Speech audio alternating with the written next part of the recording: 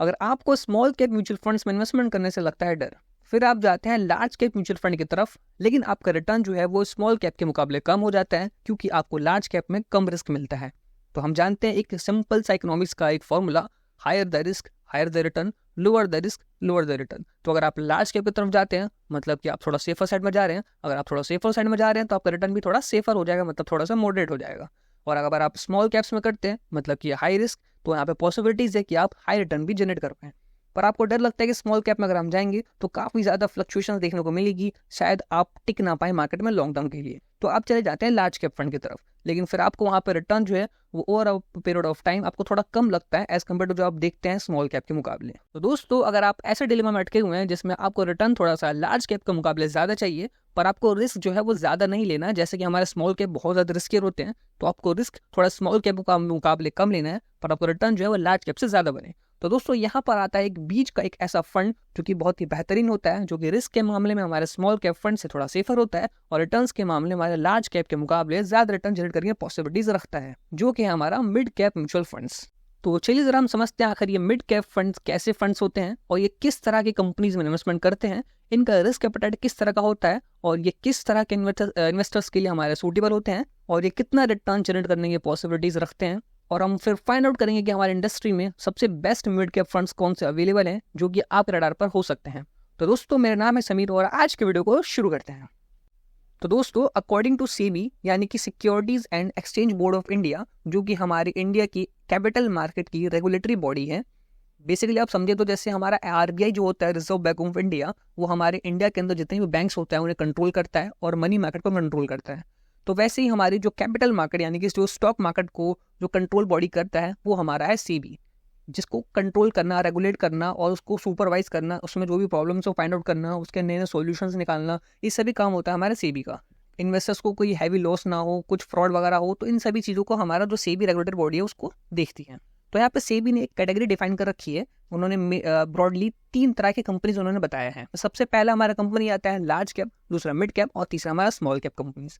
उन्होंने जो category decide करा है वो इस प्रकार है कि हमारा जो मार्केट के अकॉर्डिंग, मार्केट में मतलब किसी कंपनी की कितनी वैल्यू है उसके अकॉर्डिंग जो टॉप 100 कंपनीज हैं यानी जो सबसे बड़ी 100 कंपनीज हैं उनको उन्होंने बोला कि हमारी लार्ज कैप कंपनीज है जो टॉप 100 है।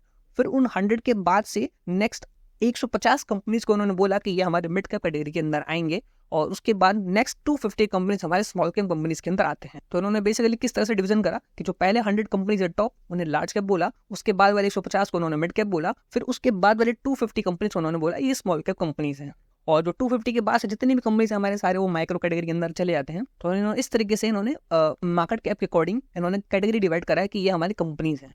तो हम जिस फंड की बात करने वाले हैं वो है हमारा मिड कैप फंड, यानी कि मिड कैप कैटेगरी के अंदर ये इन्वेस्टमेंट करते हैं, मतलब कि जो हमारे 100 के बाद वाली कंपनीज है, 100 से लेकर के 150 कंपनीज नेक्स्ट। तो हमारे मिड कैप म्यूचुअल फंड्स ऐसे म्यूचुअल फंड्स होते हैं जो कि हमारे मिड कैप कैटेगरी के अंदर यानी कि जो टॉप 100 कंपनीज हैं उनको हटा दिया जाए तो उसके बाद जो नेक्स्ट 150 कंपनीज है ये उनके अंदर इन्वेस्टमेंट करते हैं। तो क्योंकि ये कंपनीज जस्ट 100 जो टॉप कंपनीज है उनके बाद वाली कंपनीज के अंदर आते हैं, तो ये भी क्या है कि जो टॉप 100 कंपनीज है उनके जस्ट नीचे हैं, इसलिए इनका जो रिस्क है वो स्मॉल कैप के मुकाबले थोड़े कम हो जाते हैं, क्योंकि हमारे जो स्मॉल कैप होते हैं वो अगले 250 कंपनीज हैं, तो ये स्मॉल कैप से थोड़े ऊपर होते हैं, मतलब कि इनका जो बिजनेस होता है वो थोड़ा बड़ा हो चुका होता है और ये स्मॉल कैप के मुकाबले थोड़ा सेफर साइड में होते हैं।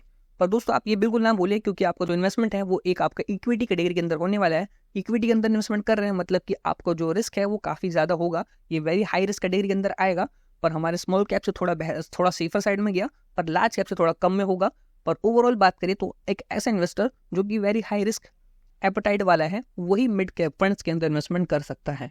तो दोस्तों, अब तक ये हम समझ चुके हैं कि मिड कैप फंड्स क्या होते हैं और ये किस तरह के इन्वेस्टर के लिए सूटेबल होते हैं। तो अब हम बेस्ट मिड कैप फंड को फाइंड आउट करने वाले हैं। हम बेस्ट जो टॉप 3 मिड कैप फंड हैं उनके बीच की कंपैरिजन करेंगे, उसमें से एक बेस्ट को फाइंड आउट करने की कोशिश करने वाले हैं जो कि आपके रडार पर हो सकता है।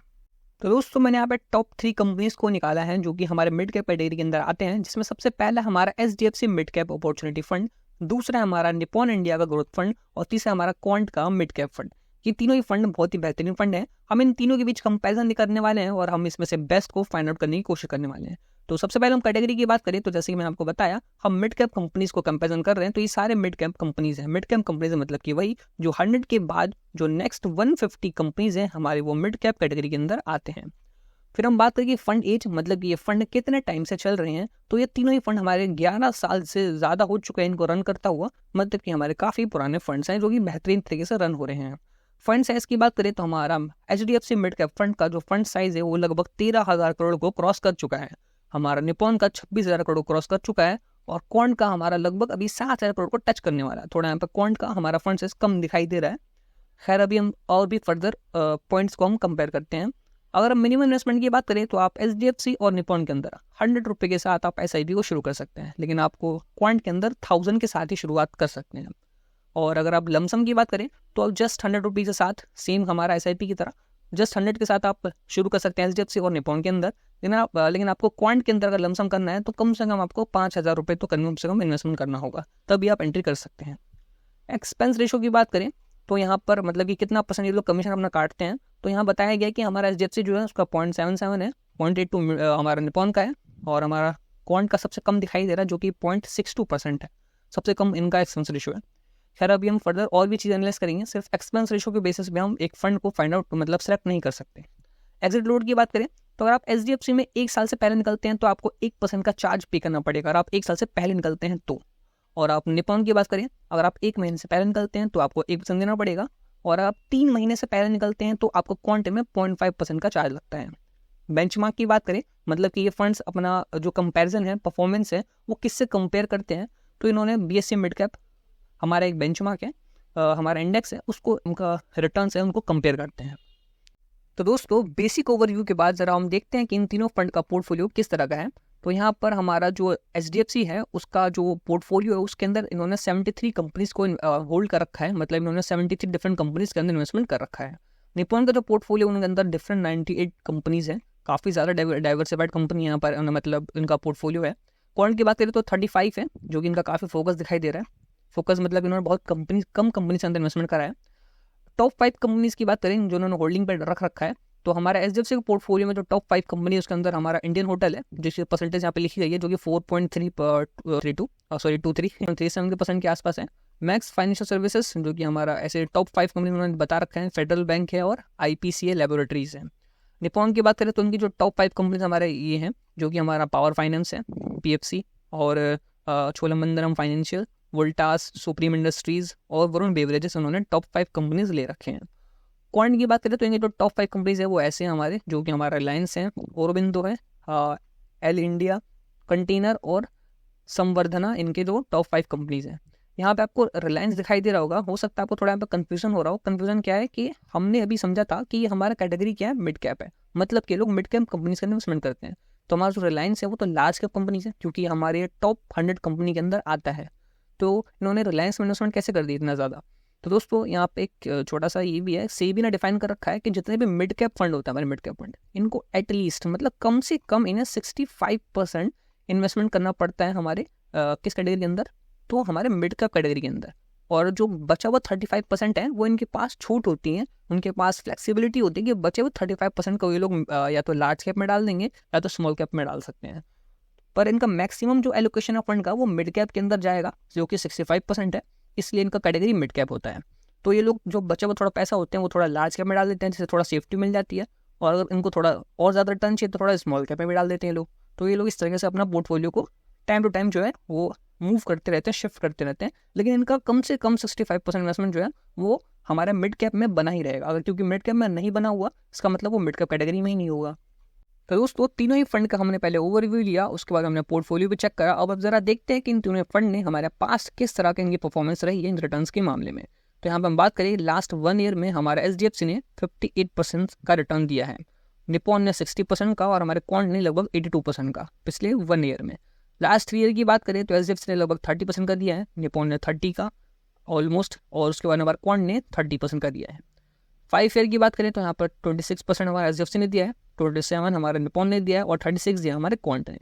और लास्ट 10 ईयर की बात करें तो यहाँ पर लगभग 21% से ज़्यादा HDFC ने दिया है, 20% के आसपास निपॉन ने दिया है और 22 का हमारे क्वांट ने दिया है। ऑल यानी कि सिंस इंसेप्शन, मतलब जब से शुरू हुआ है फंड तब से लेकर अभी तक कैसा रिटर्न रहा है, तो 22% रहा है HDFC का, 20% के आसपास निपॉन का और 20% के आसपास हमारे क्वांट का। ये सारे हमारे रिटर्न CAGR है, एनुअली रिटर्न्स हैं। अब जरा हम देखते हैं कि यहाँ पे बेहतरीन कौन दिखाई दे रहा है यहाँ पे। तो यहाँ पे अगर 1 ईयर में बात करें तो सबसे ज़्यादा हमारा यहाँ पर क्वांट दिखाई दे रहा है, और 3 ईयर में बात करें तो सबसे ज़्यादा हमारा दिखाई दे रहा है 3 ईयर में हमारा क्वांट ही। 5 ईयर की बात करें तब भी हमारा क्वांट ही टॉप पर आ रहा है।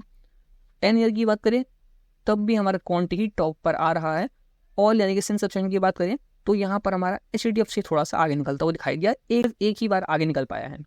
तो यहाँ पे देखा जाए तो मोस्टली हमारा जो क्वांट है वो काफ़ी ज़्यादा रिटर्न के मामले में बेहतरीन दिखाई दे रहा है। पर हम ज़रा अभी रिस्क को भी एनालाइज करने वाले हैं इन तीनों ही फंड के, कि यहाँ पे अगर क्वांट ने ज़्यादा रिटर्न बना के दिया है तो क्या इसके फंड मैनेजर ने ज़्यादा रिस्क तो नहीं लिया है। तो ज़रा हम रिस्क को भी कंपेयर करते हैं। तो चलिए ज़रा अब हम तीनों ही फंड के रिस्क को एनालाइज करते हैं कि किस तरह के फंड ने काफ़ी ज़्यादा रिस्क लिया है।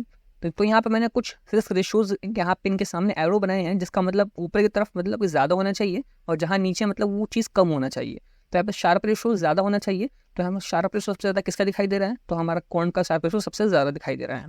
फिर हम अल्फा की बात करें तो ये भी ज़्यादा होना चाहिए, तो सबसे ज़्यादा अल्फा हमारा क्वांट का ही दिखाई दे रहा है। बीटा यानी कि कम रिस्क होना चाहिए, यहाँ पर सबसे कम बीटा किसका दिखाई दे रहा है, तो हमारे SGF से सबसे कम रिस्क है, तो ये मतलब अच्छा है, कम रिस्क लिया उन्होंने थोड़ा। स्टैंडर्ड डिवीजन की बात करें तो मतलब ये भी कम होना चाहिए, ये भी रिस्क होता है, तो यहाँ पर सबसे कम हमारा SGF ही दिखाई दे रहा है जो कि 13.12 का है। इन्फॉर्मेशन रेशो मतलब ये भी हमारा ज़्यादा होना चाहिए, मतलब डाउन साइड रिस्क को कौन ज़्यादा प्रोटेक्ट कर पा रहा है, तो यहाँ पर सबसे ज़्यादा हमारा क्वांट का है।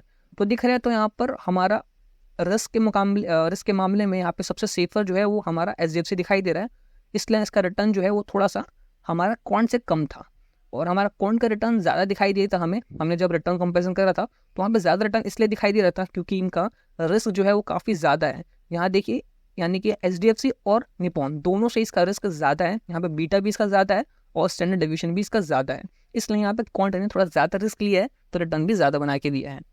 अब दोस्तों हम सबसे लास्ट फैक्टर को कंपेयर करने वाले हैं जो कि है फंड मैनेजर के बारे में, जो कि बहुत ही ज़्यादा इंपॉर्टेंट होता है क्योंकि एक फंड मैनेजर जैसा होगा उसकी परफॉर्मेंस भी उसी तरह की होगी। तो यहाँ पे अगर हम बात करें HDFC की तो यहाँ पे हमारा चिराग सेतलवाद जी जो कि 2013 से कनेक्टेड है हमारे HDFC मिड कैप्स के साथ, और HDFC मिड कैप की जो स्टार्टिंग डेट थी वो भी देखिए ज़रा, वो 1 तारीख ही है 2013 में, मतलब ये जब से फंड शुरू हुआ है तब से इसको रन कर रहे हैं। अगर ऐसा कोई फंड मैनेजर है जो स्टार्टिंग से ही कनेक्टेड है उस म्यूचुअल फंड के साथ और उसकी परफॉर्मेंस भी काफ़ी अच्छी है, इसका मतलब हम बोल सकते हैं वो फंड भी जो है वो फर्दर आगे भी अच्छा कंटिन्यू कर सकता है। और इन्होंने इतना पुराना टाइम से मतलब कि 11 साल हो चुके हैं तो इन्होंने डिफरेंट मार्केट साइकिल को भी देखा है, तो ये काफ़ी अच्छे फंड मैनेजर हो सकते हैं, काफ़ी ज़्यादा एक्सपीरियंसड है। अब हम बात करें कि अगर निपॉन में सबसे पुराने कौन है, तो यहाँ पर निपॉन में सबसे पुराने 2018 में इन्होंने कनेक्ट हुए हैं हमारे किंजल देसाई, बाकी सारे अभी रिसेंटली इन्होंने ज्वाइन करा है। और हम बात करें अगर हमारे क्वांट की, तो क्वांट के अंदर सबसे पुराने जो दिखाई दे रहे हैं वो 2019 के हमारे संजीव शर्मा जी है, बाकी सारे इन्होंने 2020 में या 22 में इन्होंने अभी ज्वाइन करा है हमारे क्वांट को।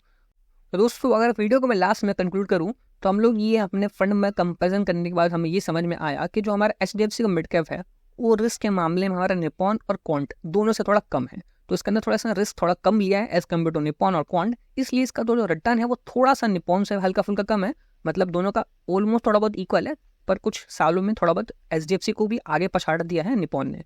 क्वांट से तो सबसे ज़्यादा क्वांट का रिटर्न है, क्वांट को कोई पछाड़ नहीं पाया क्योंकि क्वांट जो है वो काफ़ी ज़्यादा रिस्कियर है, हमारा एसेट क्लास के अंदर इन्वेस्टमेंट कर रहा है, इसका हमने देखा था बीटा और हमारा स्टैंडर्ड डिवीजन दोनों ज़्यादा था, तो इसके फंड मैनेजर ज़्यादा रिस्कियर तरीके से इन्वेस्टमेंट कर रहा है, इसलिए इसका रिटर्न भी ज़्यादा दिखाई दे रहा है।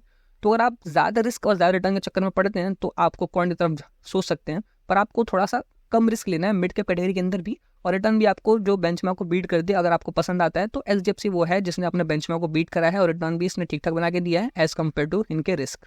निपॉन की बात करें वो इन दोनों कैटेगरी के अंदर बीच में बैठता है, इसका रिस्क जो है वो थोड़ा HDFC से ज़्यादा है और रिटर्न जो है वो थोड़ा HDFC से ज़्यादा है क्योंकि इसने थोड़ा रिस्क ज़्यादा लिया है, पर इसका रिस्क जो है वो क्वांट से कम है, इसलिए इसका रिटर्न भी क्वांट से कम है। तो निपॉन हमारा बीच में कहीं बैठता है, HDFC भी काफ़ी अच्छा है। तो दिखा है तो हमारा तीनों ही फंड अपने अपने जगह पे अच्छा है, जो ज़्यादा रिस्क ले रहा है वो ज़्यादा रिटर्न बना के दे रहा है, जो कम ले रहा है वो थोड़ा कम बना के दे रहा है। तो ये अल्टीमेटली लास्ट आपका डिसीजन है कि आप किस फंड के अंदर इन्वेस्टमेंट करने को आप सोच रहे हैं।